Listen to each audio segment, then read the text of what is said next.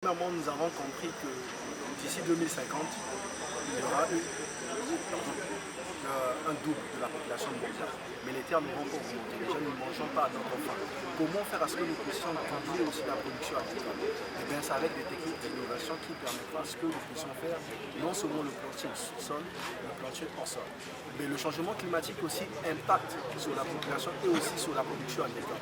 Alors nous devons faire l'économie de l'eau, mais avec des techniques d'arrosage goutte à goutte, avec des techniques d'arrosage intelligentes que nous pouvons donner à la plante ce qu'elle a besoin. Voilà pourquoi nous avons mis premièrement une serre et nous avons mécanisé cette serre-là. On l'a rendue comme un robot, de telle sorte que la serre, une fois que dans la serre la température augmente et que cette température devient dangereuse ou nocive pour les plantations, la serre s'ouvre seule et il y a un système d'aération qui est déjà lancé qui évacue cette température nocive.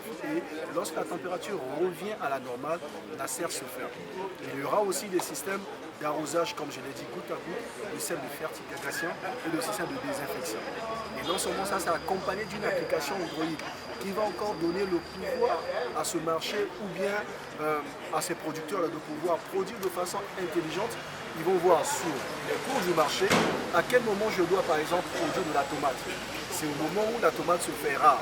Et c'est en ce moment-là qu'il peut être, ce producteur peut être le seul à produire de la tomate au Congo. Et aussi sur la reconnaissance des plantes.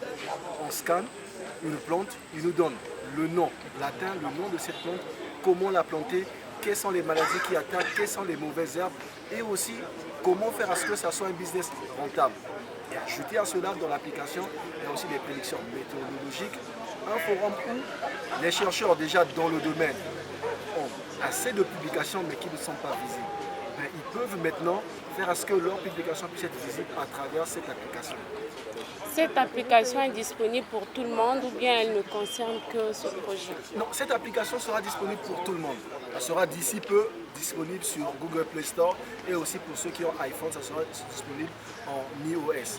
Et non seulement ça, par exemple, vous voulez organiser un mariage, on vous donne un devis super cher.